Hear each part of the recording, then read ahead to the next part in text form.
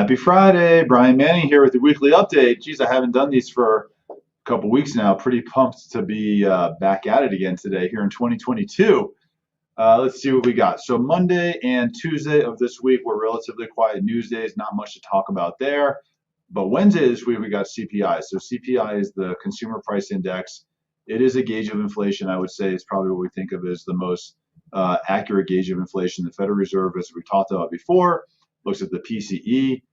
That's the personal consumption expenditure, but we really think CPI is more accurate. So CPI is inclusive of out-of-pocket housing and out-of-pocket medical expenses. And as we all know, most people here in the United States have some sort of cost associated with out-of-pocket housing and medical expenses. So CPI on a month-over-month basis for the month of December was up 5.5%. And on a year-over-year basis was up 7%. This is kind of a ridiculous number. Highest inflationary numbers in 40 years.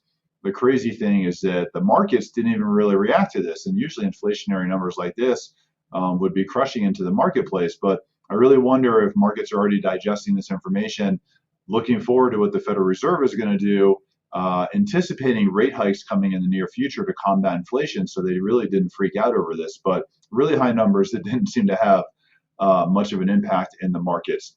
Also this week we got on Wednesday some feedback from Zillow and Pulseonomics. So they do a survey every year of the top 100 economists across the country.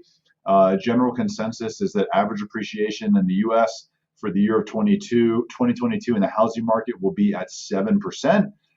Certainly areas are regional. You might see higher appreciation in Boulder, Denver than you do in other markets, but the national average is looking closer to 7%. I think we might see a little bit higher here. So for sure, incredible appreciation and a very strong housing market coming into the year of 2022. Thursday this week, we got PPI. PPI stands for the Producer Price Index. So this measures inflation at the wholesale level. So the core rate in the month of December was up 0.5%. On a year-over-year basis, the PPI number went from being up 7.7% to 8.3%. So you're seeing inflation on the wholesale level, you're seeing inflation on the retail level. Again, we look at the core rate for PPI because it strips out volatile items like pre-owned cars. So really just inflationary pressures everywhere. And then today we got retail sales. So retail sales are for the month of December. Retail sales, the core rate were down 3.1% for the month of December. So, usually you see them up in the month of December. So it's hard to tell if consumers in December were just feeling the inflationary pressures and the cost of good increasing, so they spent less. Maybe Omicron and COVID were involved in people spending less. It's hard to tell. But nevertheless, they were down for the month of December. If you want to learn more about what we're thinking in the markets in 2022, what our predictions are for where interest rates are going to go, why interest rates are going to be impacted, how they're going to be impacted, what is the Federal Reserve potentially going to do when the Federal Reserve does make moves, which are going to be extremely pivotal and important in the year of 2022. How are they going to affect all of us in the room? How are they going to affect interest rates?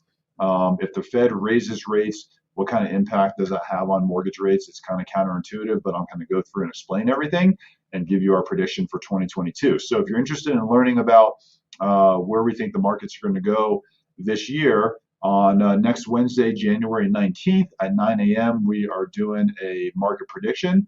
It's going to be done via Zoom. It will take an hour or less.